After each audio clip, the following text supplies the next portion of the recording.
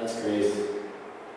God chooses to show us His love and mercy when we didn't deserve it. We were dead in our trespasses.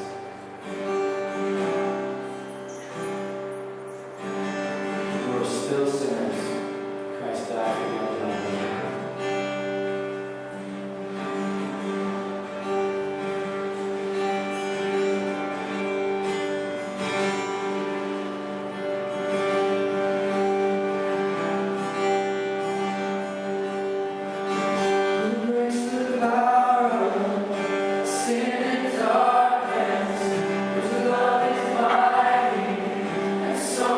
Stronger, the King of glory.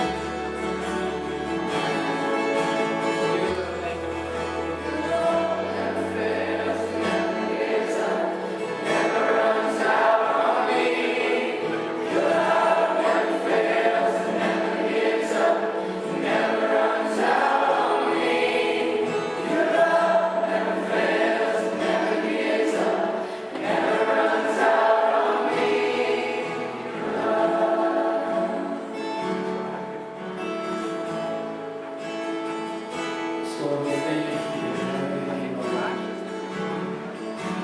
Not dependent on our success or our failure. Not dependent on our merit. Not faltering in this love. The shadows still rising lights. Thank you, Lord. The version you love of us is this version, not some future cleaned up version. You love us. We can do nothing but just give our grateful hearts to you. So as we lean back, take our hearts, seal it for your glory.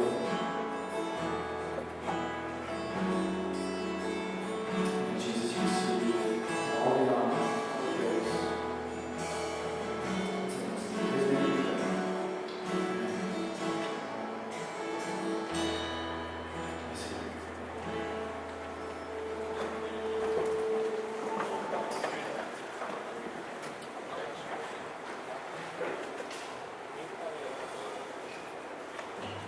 Hi everyone.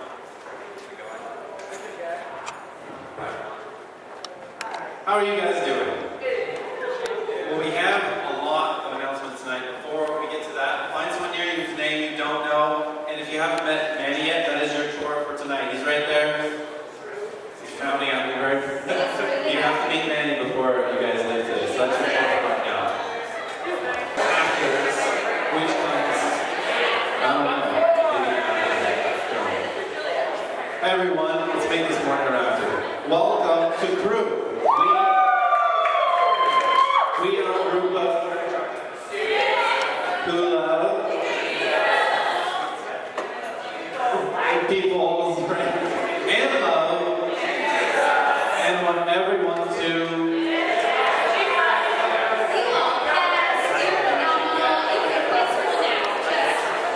do it the whole thing.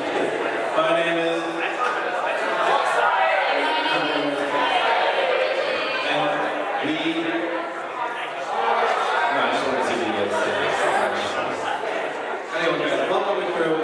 we have so many different Bible studies and events happening throughout the week. A lot this week, actually, we have a lot to announce.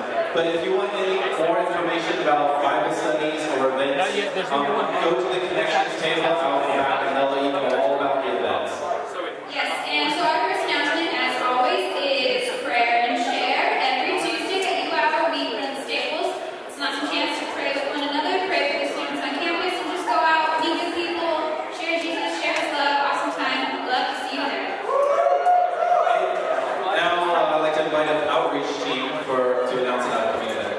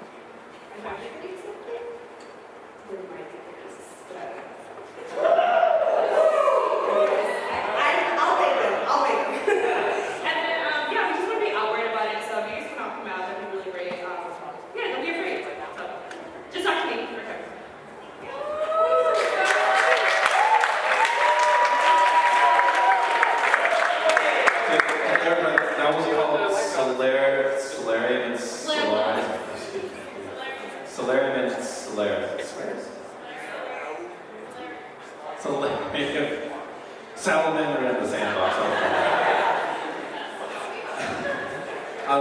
You guys were, if you guys were here last week, Michael shared about a new outreach called Oasis. That starts tomorrow.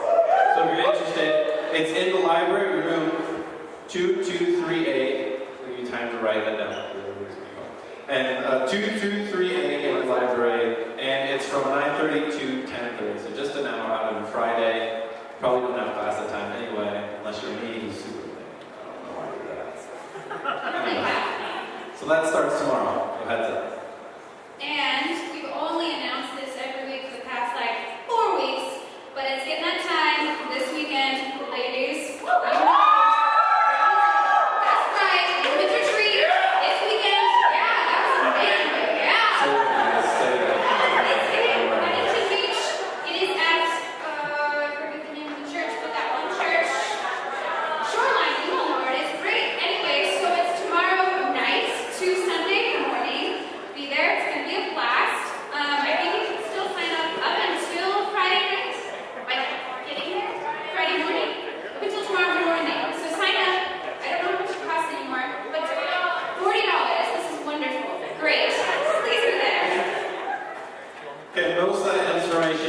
exact same, but for the guys. Let me hear it, guys.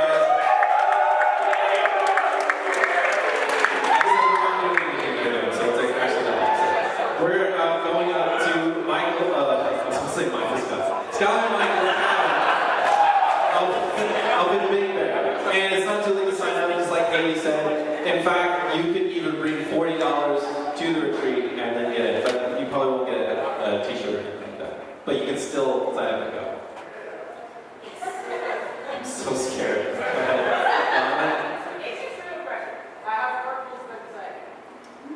I believe they have been decided, but I don't know if they've been informed yet because I haven't been told anything. The ladies have been, I've just been informed. Ladies have a carpools. We're solid. But keep that big heads up for that. If you don't know anything about carpools, talk to Paul Anderson who's in the back. Raise your hand, Paul. Just so you know who he is.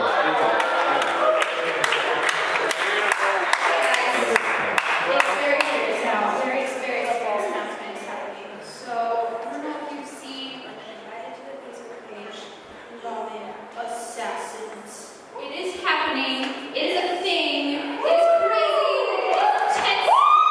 You kill people. And it happens. It's exciting. But anyways, so it is on the Facebook page. If you're not invited, I will talk to I don't know if they and he can get you invited. And basically you need to sign up by the 28th and it starts the 29th. All the rules are on the Facebook page. It's different from last year. So if you were going to play festivals last year, don't. If you don't know the rules, disregard that and look at the rules that are there. It's different and it's fun and it's great. So sign up so that they know you're playing. As far as I knew, there weren't any rules last year at all. So, another heads up. Wow, there's a video for it. Yeah, watch it. Way to keep.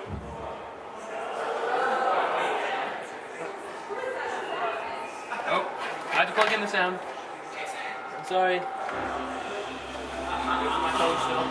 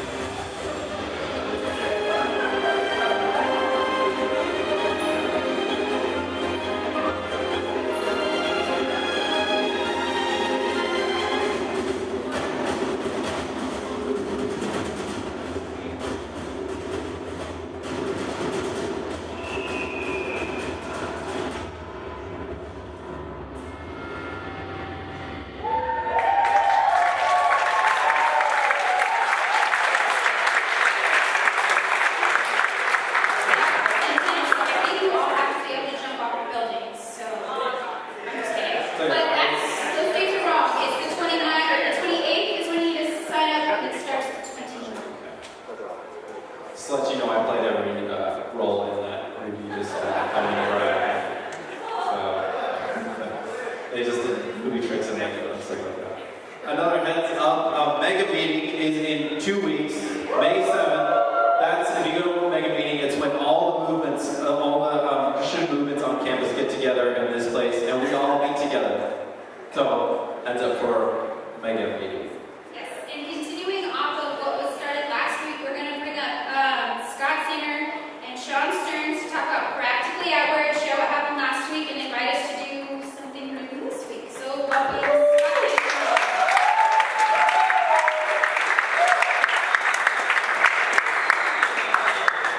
Hey everyone, if you don't know me, I'm Sean. I'm Scott. And we're going to be talking to you about Practically Outward, the new campaign for this quarter that we are just so glad to have a chance to do. As you know, the theme for the whole year is outward. And practically outward, as the words kind of let you know, it's practical steps of being outward, okay? Does anyone remember what the first step of practically outward was? First question? Good, yes, the one spot radius. Okay.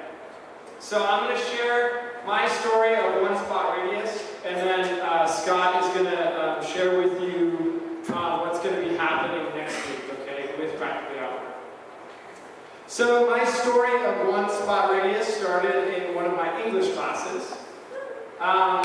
Myself and another student had started talking over the class and how difficult the content was, which eventually turned into study sessions.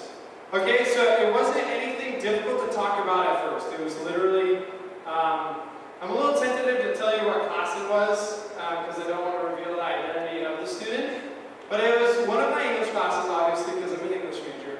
And it was literally just, base conversation. Oh, do you find this class difficult? And the student was actually finding this class really difficult, whereas I loved the content and really jived with the class and with all the content. So it was nothing serious at the beginning. Alright? But it gets better. So we ended up getting coffee today, and I was super nervous. And today I actually got the chance to share the gospel with the student.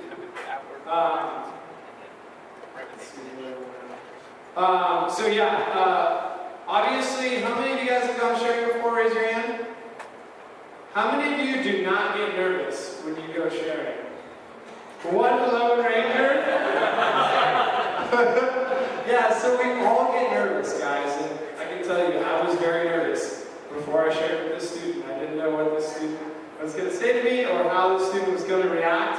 But sharing is also one of the best feelings that you can ever have. Those of you who share know what I'm talking about, or have shared before know what I'm talking about. You're excited, you're exhilarated, and the Lord's ministering everywhere. He's ministering in your head, in your heart, in their heart, around the air, just everything. It's crazy. I had a lot of stuff to do today, so the student asked to hang out. So we ended up hanging out, and as I was going about doing my tasks, we were walking around campus doing them. And I simply asked the question after, because she ended up opening up to me quite a bit. So I asked her, so what are your feelings about God? Like, I know you had said previously X, Y, Z, and I'm not going to share that with you, but you had said X, Y, Z previously, so where are you at with that? Do you believe in God? Do you have any sort of religious background? And this student ended up opening up to me a ton. Unfortunately, this student does not know Jesus, and right now is not in a place where she wants to know Jesus, but she definitely sees that I'm committed towards loving her, and she's told me personally that that's a rarity in her life. Not a lot of people reach out to her and are able and willing to love her. And who knows? This student might end up coming to know the Lord later on in life, maybe 6 months from now, maybe 10 years from now. All I know was the seed was planted. Thank you. And guys, sharing the gospel is not about results. It's not about how much biblical knowledge you have. It's not about any of that. It's just simply about God working through you. Yeah, I was nervous, but I knew exactly what to say because God was ministering to me. I had a desire to share with this person. I had a desire, and I kind of knew what I was going to say to her before I said it, which was really cool. And guys, we have an amazing environment where you are forced, literally, to sit with others for hours in class, right? It's a great ministry that Jesus calls us to. Jesus loves to see, and it also fills your heart with unspeakable joy, and most importantly, it brings glory to God. So Scott's going to talk about the next kind of thing that we're going to do for Practically Outward, okay? Yeah, so just praise the Lord for stories like what Sean got to experience, and hopefully you guys with the One Spot Radius are getting to experience that, and if you haven't had a chance to continue to experience that.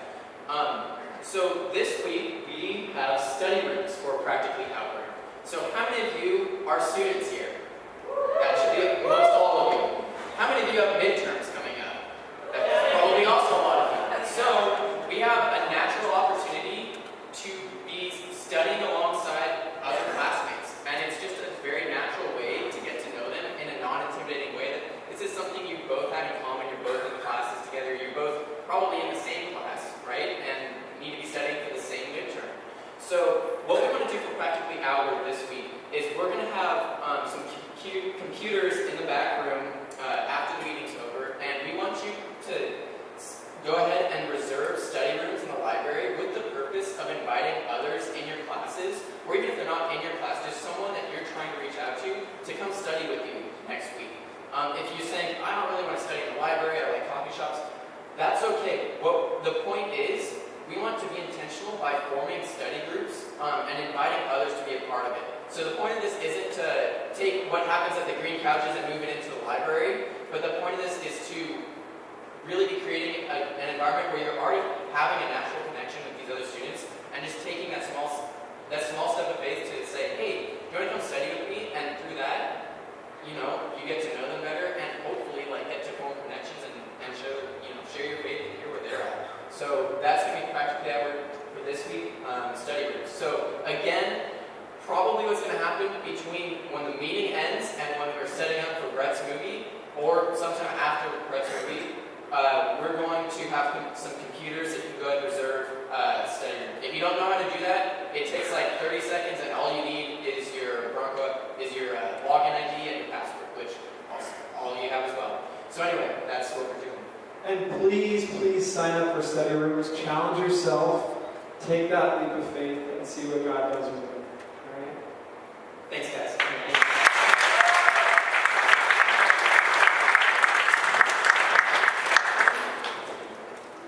Ladies and gentlemen, Matt Pfaff.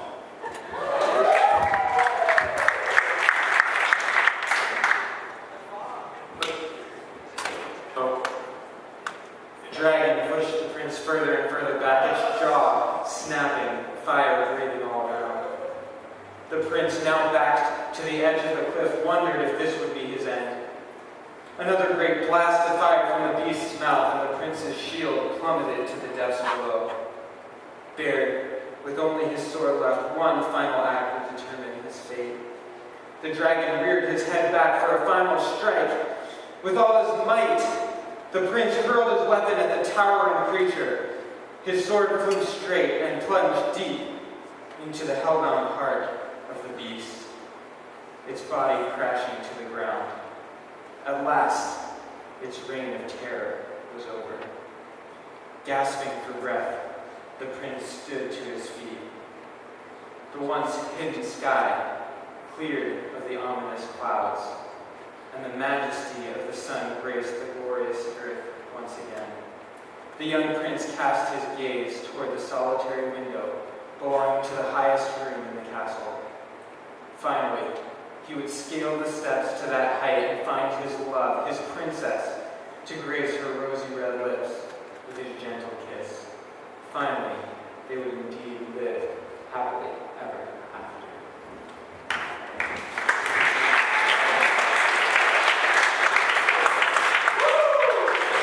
Isn't that great?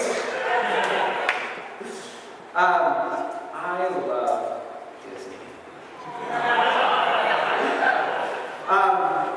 For those of you who don't know me, my name is Matt, and this is unfortunately my last time officially on staff talking to you guys tonight.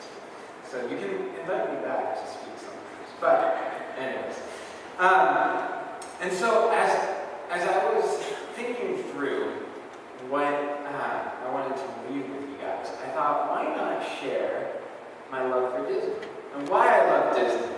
And here's the great thing, is that you love Disney too. Even those of you who might not want to admit it, Scott McMichael. And when I say Disney, I'm talking fairy tales, right? Like adventure stories of far-off lands, heroes, beauties, it's just so good, right? And maybe some of you are like, okay, they're not that great, they're pretty stupid, or whatever. They're for kids. But if that's the case, why does the whole world just digest them? We spend billions of dollars going to see fairy tales. I looked up the top 10 highest grossing movies of all time. Any guesses as to what number one is? Avatar. It's a fairy tale.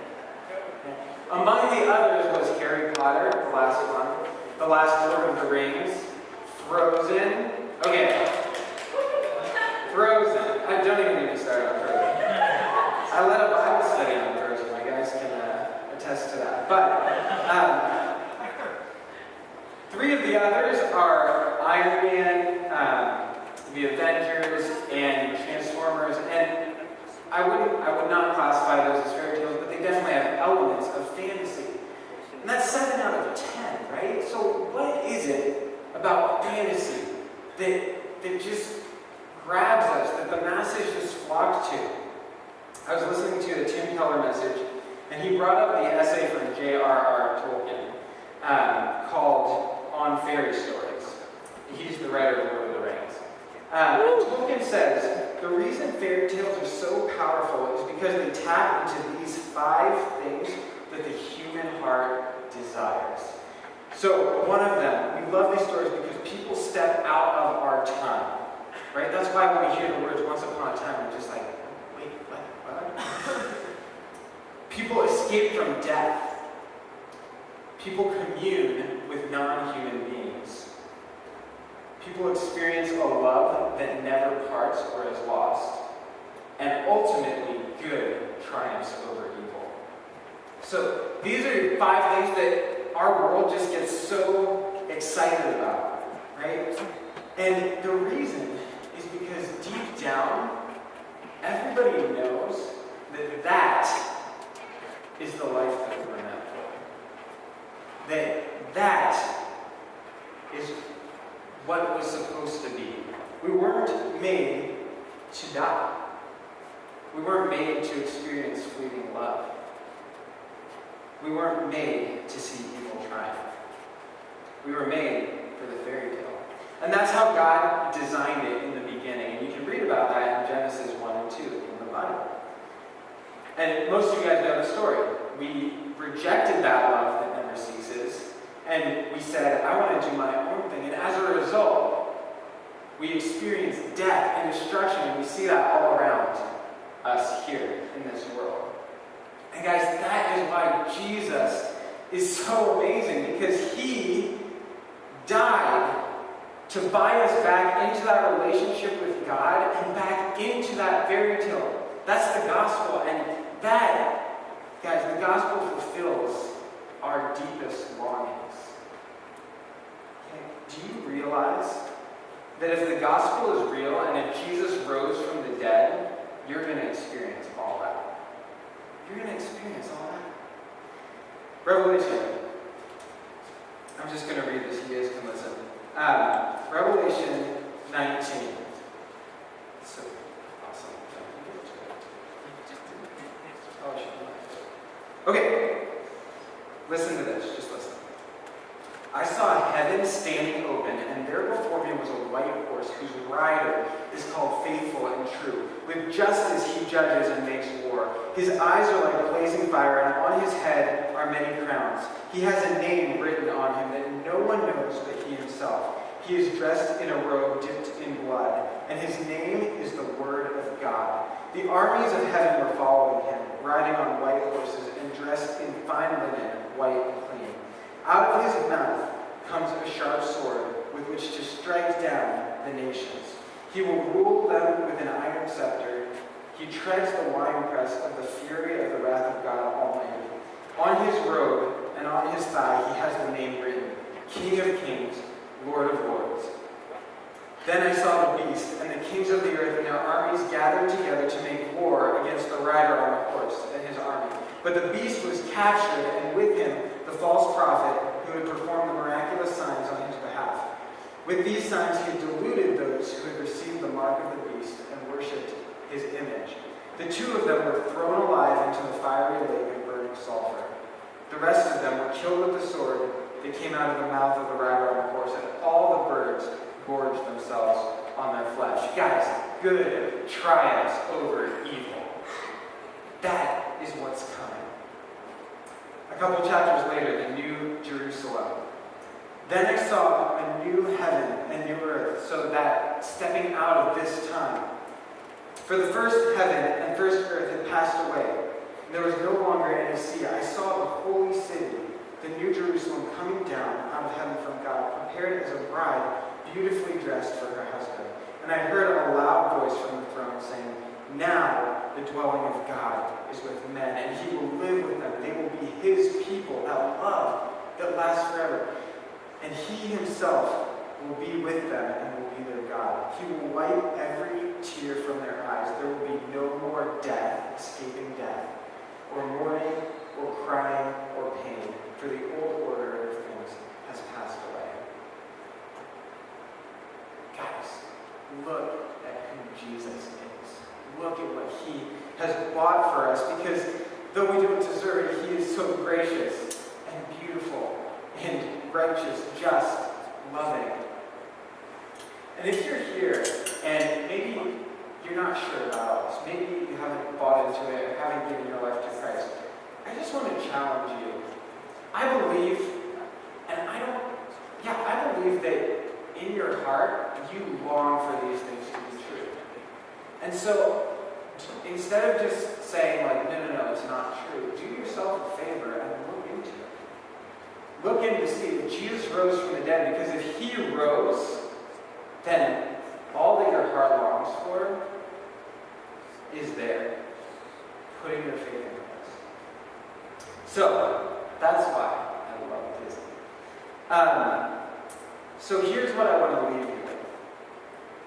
Live like that fairy tale is true. Live like it's true, because it is. And there's a couple ways to do that. First, marvel at it. Just marvel at it. Colossians 3, verses 1 to 3. I think it's going to be on the screen.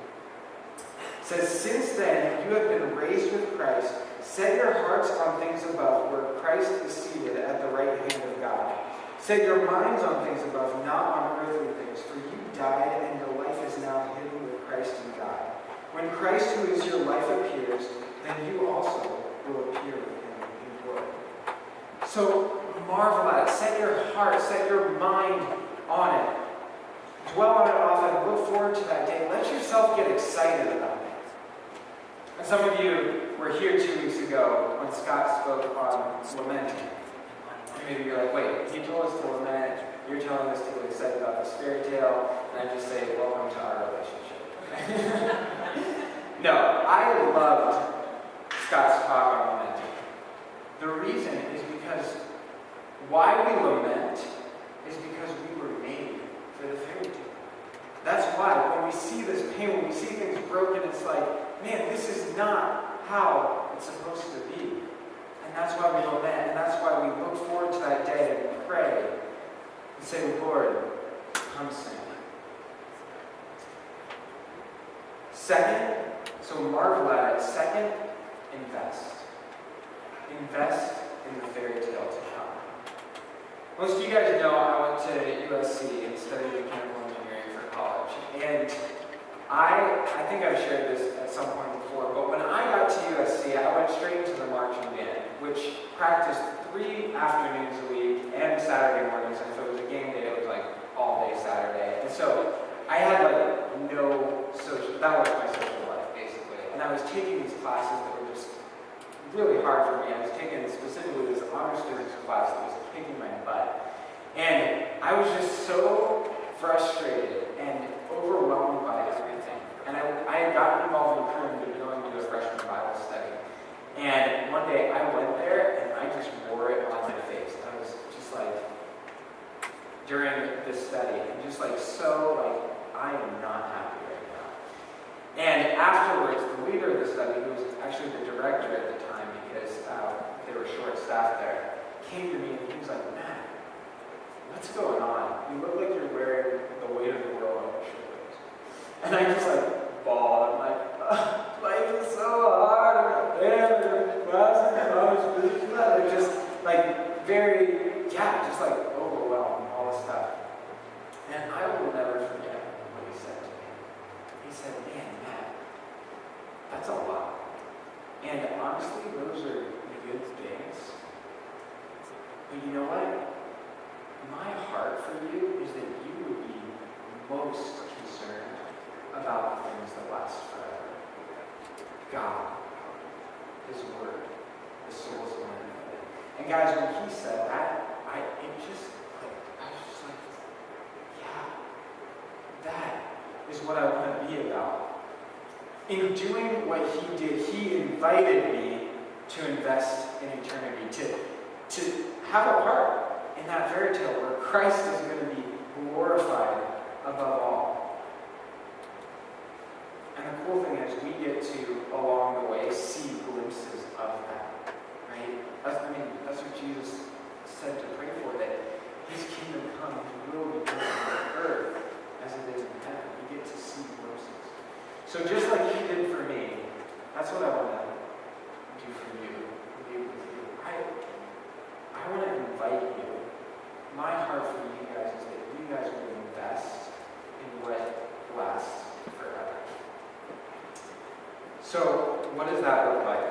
I want to read the rest of Colossians 3. So again, Paul just said, set your mind on things above, set your hearts there.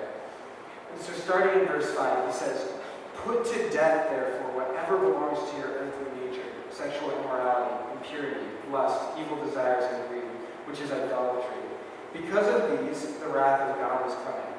You used to walk in these ways in the life you once lived, but now you must rid yourselves of all such things as these: anger, rage, malice, slander, and filthy language from your lips.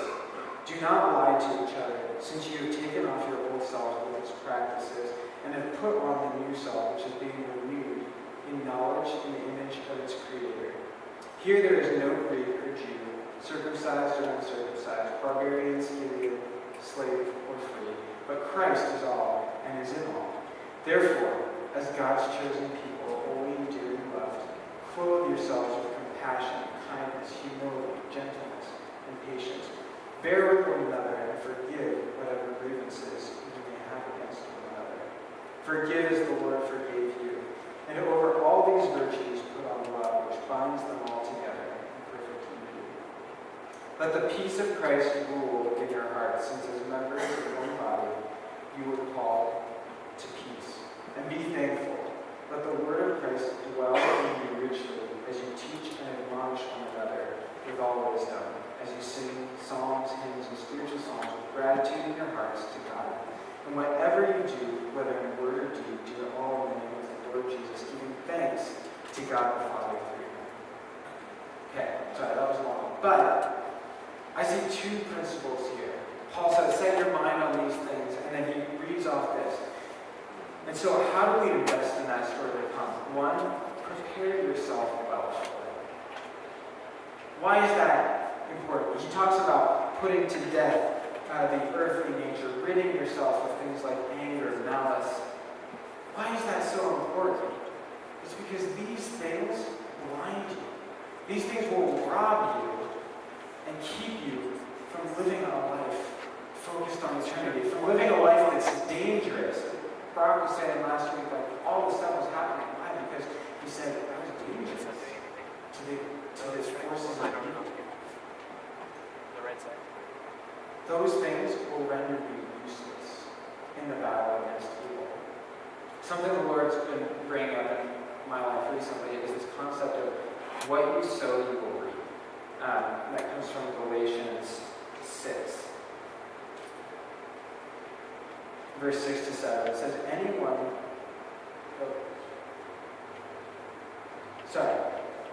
Verse 7 to 8. Do not be deceived. God cannot be mocked. A man reaps what he sows. The one who sows to please his sinful nature, from that nature will reap destruction. The one who sows to please the Spirit, from the Spirit will reap eternal life. I find it interesting that it says God cannot be mocked in this.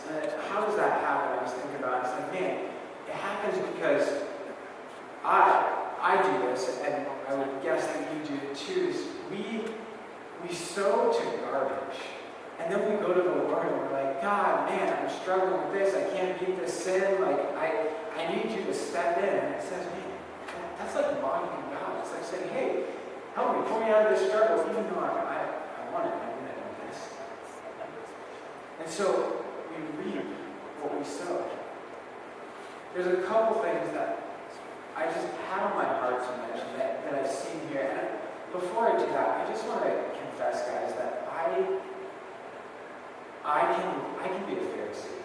That I lean towards performance. I lean towards, just make it look good on the outside and do it, not caring about the heart as much or being judgmental. And the Lord has taught me so much about grace and so he put Pfaff and all that. But I want to say that my heart in this is not to judge. And if you have felt judged by me in the past, I would welcome you to come up to me and talk about it. I love to apologize. But as I say these things, my heart isn't to judge. I struggle with these things too. It's more like, I want you to encourage us, hey, let's prepare ourselves for life to come. So, the first thing, we reap what we sow. Guys, if you and I sow to crude sexual movies, TV shows, and games, we are going to reap minds that are just filled with lust. We're going to reap minds and hearts that just continually desire this lie of worldly sex. And we're going to be hungering for more and more to fill that sexual appetite.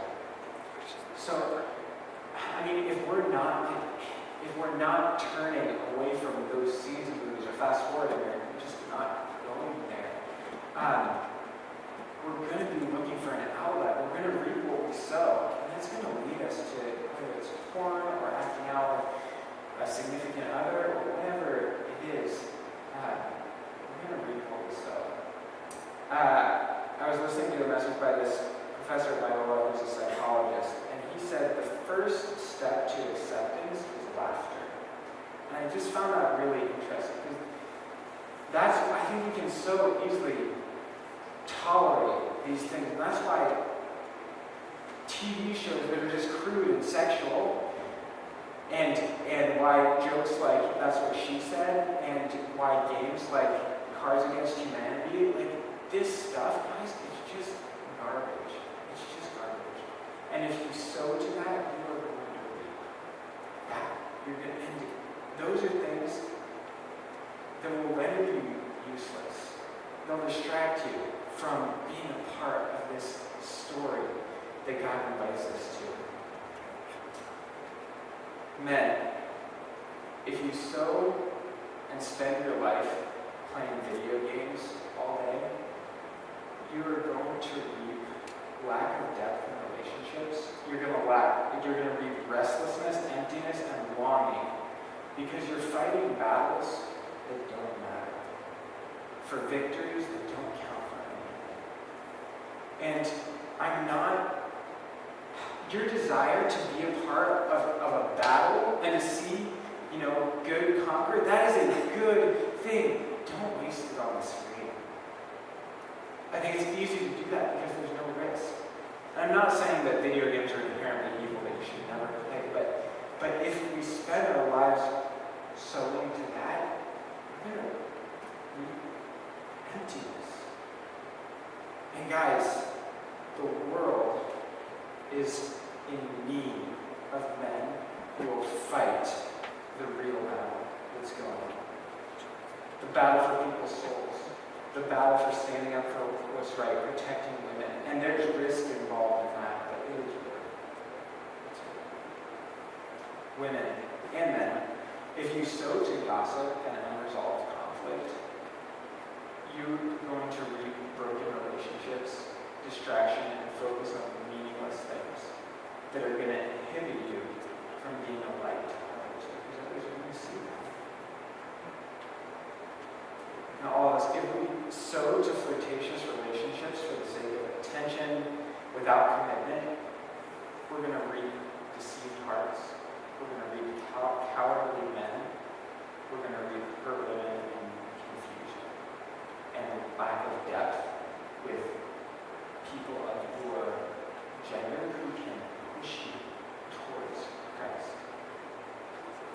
So again, I say this, I'm not judging, I'm guilty of this stuff, but I remember one of the first spring break trips, the first spring break trip that I had, we went to Tucson. And there was a pastor in the church that we were at, and he was preaching this sermon on holiness. And I just love this line that he says. It's like, man, we get so concerned about, I don't want to be legalistic, I don't want to be legalistic. He's like, gosh, it's not legalism, it's holiness. And that's what it's about. It's about preparing ourselves, living like God has called us to something greater so that we can see and have impact in that life to come. All those things sideline us and they take us out of the battle. Whereas if you sow to relationships that spur you on, you're going to reap so much more. If you sow to being in the Word, you're going to reap a greater desire for the Lord, greater understanding of who He is. If you sow to prayer, you're going to reap seeing God do way more than you ask or imagine. It's going to ignite your passion for Him and give you joy. If we sow to surrender to the Spirit, we're going to reap victory. Victory. And that true life that we long for. So, prepare your lives well for the story to come. And then second principle that I see in here is prepare others for the story to come. And I see that again in Galatians 3, where it's just talking about putting on compassion. Not Galatians 3, Colossians 3. Putting on compassion, kindness, humility, bearing with one another, forgiving the grievances, and then letting the word of Christ dwell in you richly as you teach and admonish one another.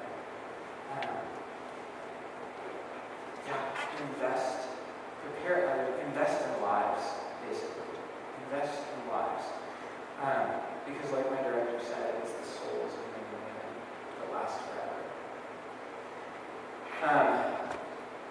So my senior year at USC, we have a spring retreat, and basically, you guys had a sharing time this spring break trip, and we had a similar one, but it was more focused on like thanking the speakers. And so many guys got up and said, Matt, thank you for pursuing. Thank you for investing in me.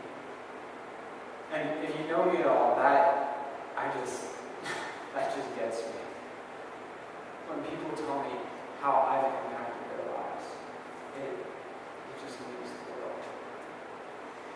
And these guys just came up and kept sharing these things. And then my director got up. And he said, Matt, I've heard so many men get up to me and share how you had an impact in their lives. And he said, you know why this is? It's because freshman year, when you were stressed out about honors physics, you decided then and there, I want to invest in things that are eternal. And look at what you have for me. Guys, that is so good. That is so good. And I'll say the same thing about being here with you guys. It has been so good this past 4.5 weeks. Seeing you seniors, my freshman class, the first full year that I was here, seeing you guys go from where you were as freshmen to where you are now, pursuing the Lord, pursuing younger relationships. I'm so proud of you. Thank you for letting me be a part of that. So guys, invest in lives, invest in that fairy tale. It's real. God, thank you, Lord. Jesus, thank you for what you bought for us.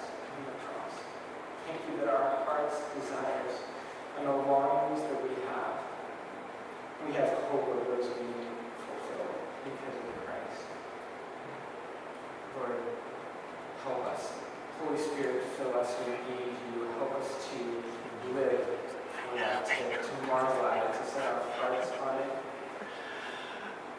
and to invest in it, to prepare our lives for it, and to prepare others for it. God, we love you. We need you. In Jesus' name.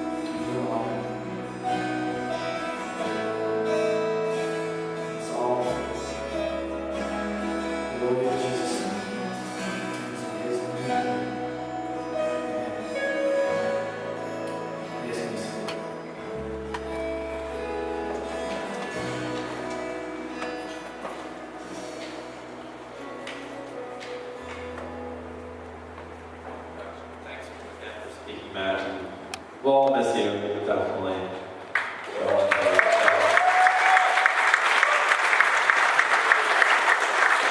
I love too the concept of reaping what you sow. It makes a lot of sense, and we see a lot of it. Even like in classes, if you sow not paying attention, you'll reap a bad grade. It's all like something that we know. And also, crew puts on like tons of opportunities to sow into people's lives, like Matt was talking about. Men's retreat, got pretty much everything we announced. Like I can't remember anything, but like the study rooms, men's retreat, afters, weekly meeting. All these are opportunities to sow in each other's lives. So I'd say just take advantage of it while you're here. Yeah, so right now I'm going to invite Nathan. He's going to kind of give a talk about what we're going to be watching tonight. So welcome, Nathan.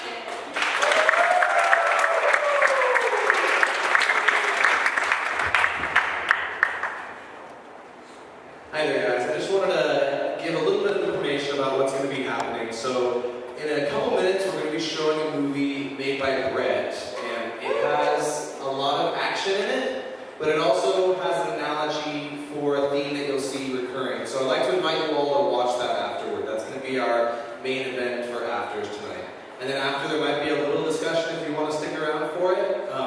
But that's going to start in a little bit. Adriana will come up, and that's when you'll know to come back in here. So what I'd like to ask is if some people would be willing to help us move chairs and be able to bring out tables so that when the discussion happens, that we'll be able to be sitting around tables when it happens. So if some of you wanted to go sign up out there for the study rooms, that's totally fine. But if some people would stick around and help with that, we'd really appreciate it. So thanks, guys. Can we